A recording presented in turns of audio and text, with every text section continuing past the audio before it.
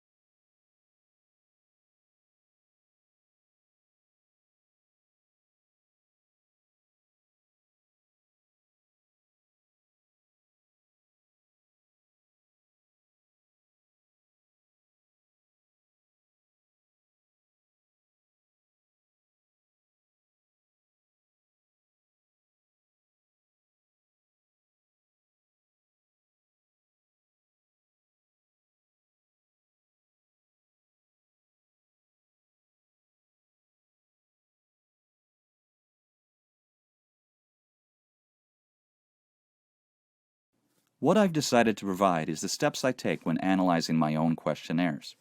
However, before I begin, it would be useful to remind you of a few terms we use when taking questionnaires.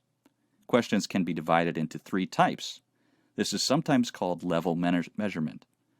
Firstly, we have a category type questions, which are also known as nominal questions.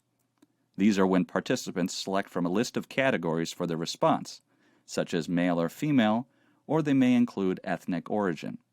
Secondly, we have ordinal type questions. These are similar to category questions, but instead of the categories being independent, there is some sort of order between them. If we ask people to indicate their age in categories, this is an ordinal type question. Thirdly, we have continuous questions.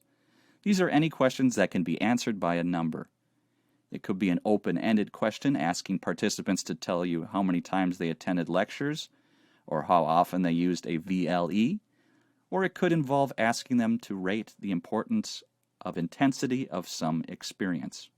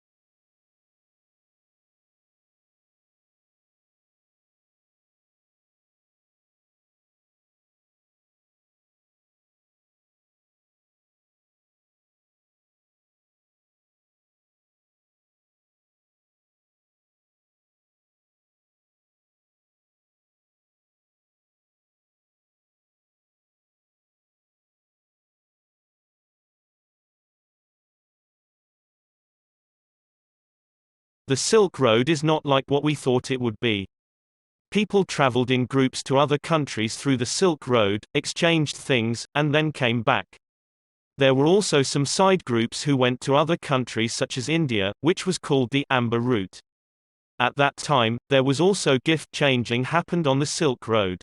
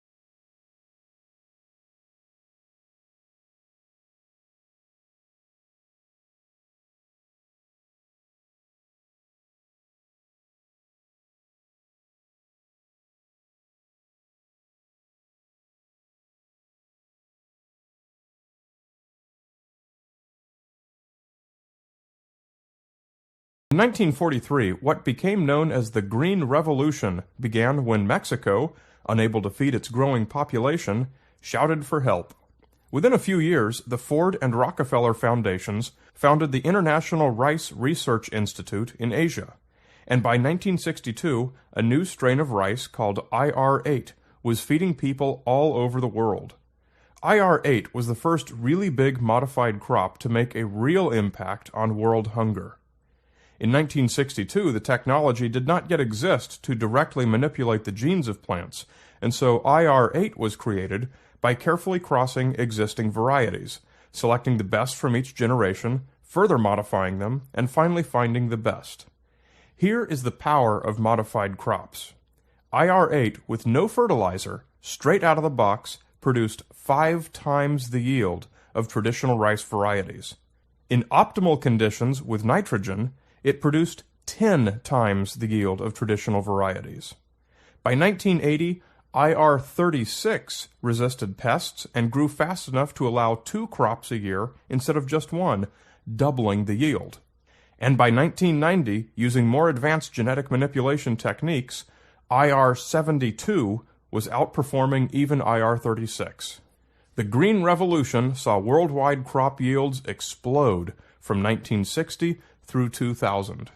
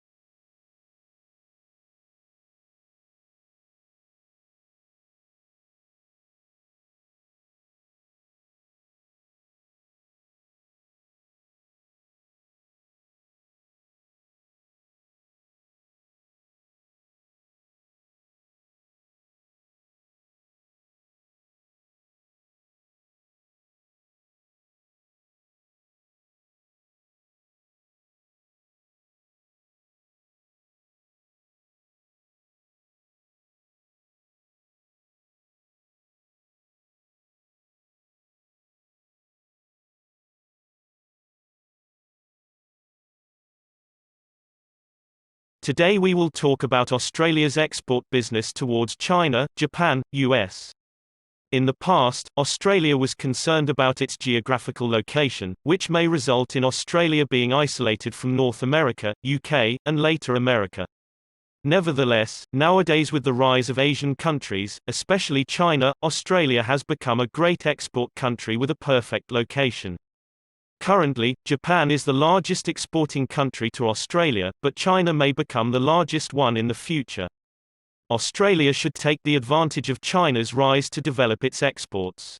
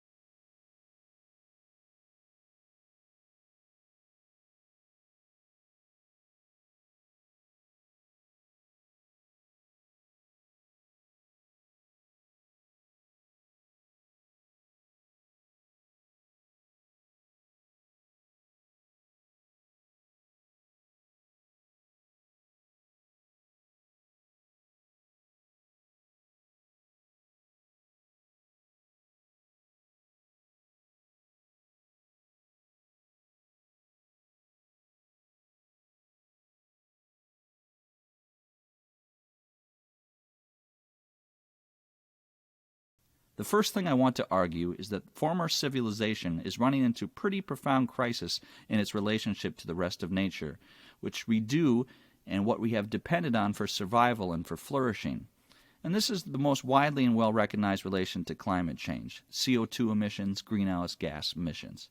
But I want to argue the certain dangers in the way that has been presented as the central question that we have to address. Because it's interlocked with a number of other crises, that is most notably as the crisis in the access to fresh water, crisis in access to food, biodiversity loss on a huge scale, and associated problems of human and equality, and not just in the common world, but actually in the kinds of environmental resources and pleasures that I can enjoy. So all those together have to be looked at as interconnected set of really deep, profound crises.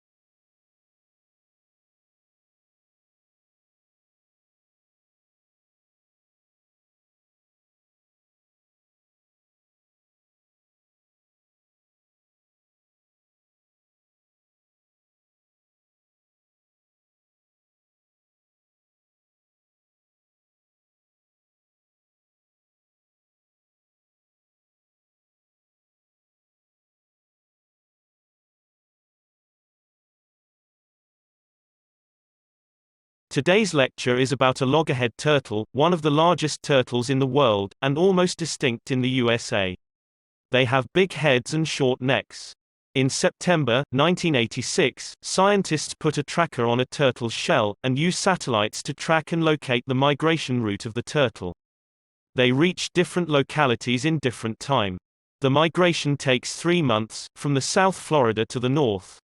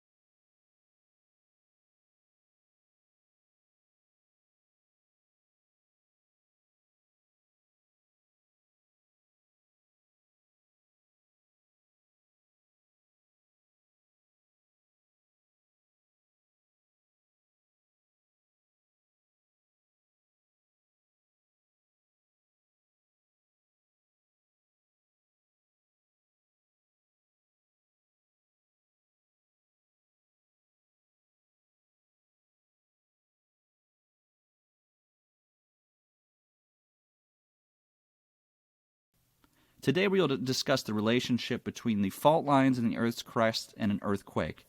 This dislocation of the rock occurs from the Earth's surface 7 kilometers to several hundred kilometers vertically down to the crust. The earthquake's focus is called the epicenter, which is vertically beneath the interior of the Earth's crust, and the energy releases and transfers through epicenter. The faults are the fracture on the Earth's crust.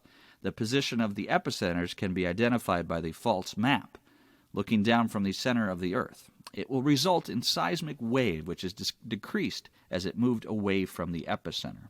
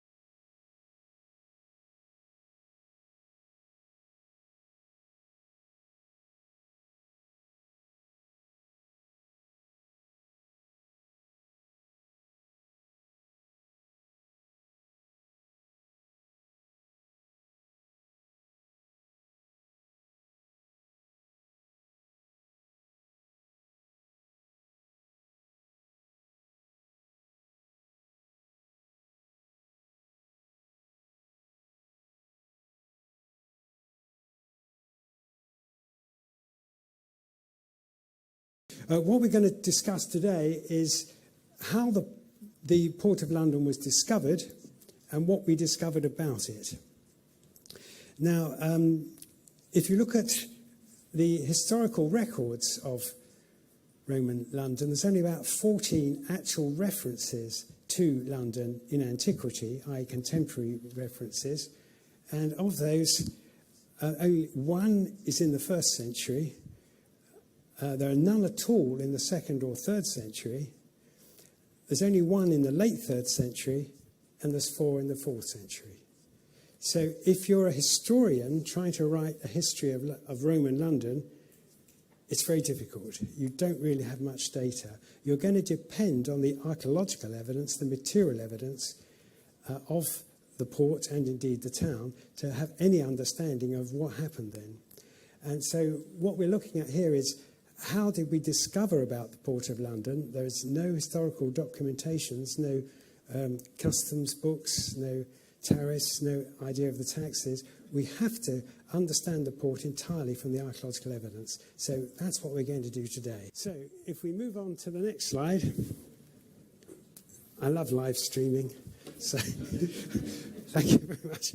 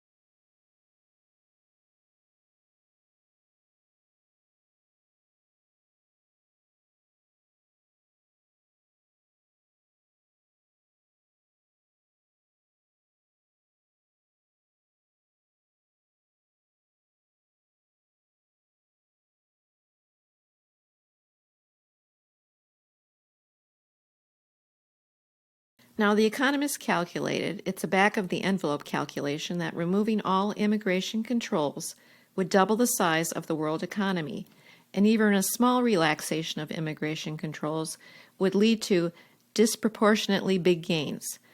Now, for an ethical point of view, it's hard to argue against a policy that will do so much to help people that are much poorer than ourselves. The famous RAND study reckons that a typical immigrant who arrives in U.S. ends up with $20,000 a year. That's rough. It's not just the migrants themselves who gain, it's the countries they come from.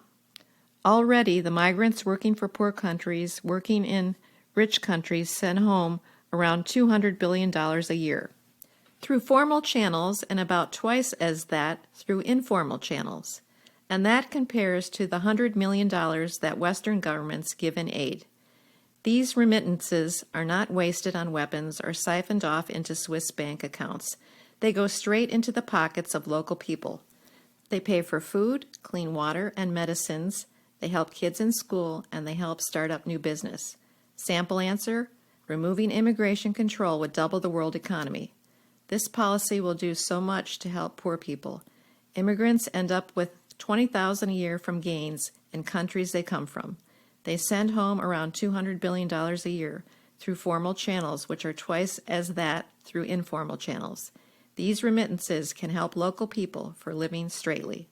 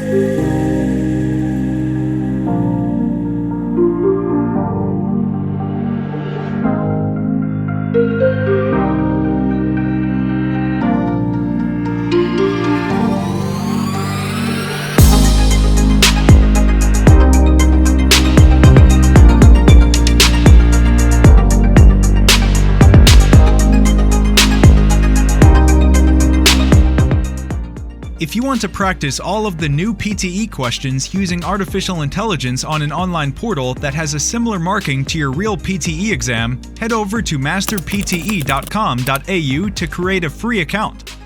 Here, you can practice all 4 sections separately and receive instant feedback for all of your speaking, writing, reading, and listening.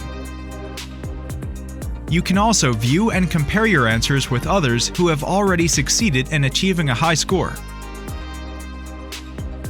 Download 9090 Band's template for speaking, writing, and listening. Take mock test, receive instant result, overall feedback, and in-depth analysis which helps you pinpoint exactly where you lose points.